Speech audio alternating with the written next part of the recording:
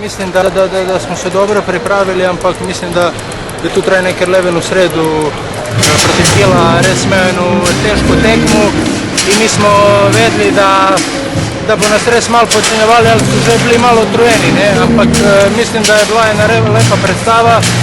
Imeli smo 2 žoge za zmago, nismo jih izkoristili, ampak to je šport.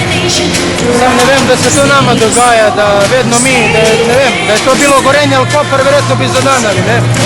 A mi smo to falili, tako da ne vem kaj povem, mislim, da je vsak igralec dal 100% na igrišču, da smo se res borili, hvala našim navijačima, ki so prišli danas, da budu z nami tule v areni. Mislim, da še imamo možnosti, da gremo naprej v osmino finala Lige prvakov.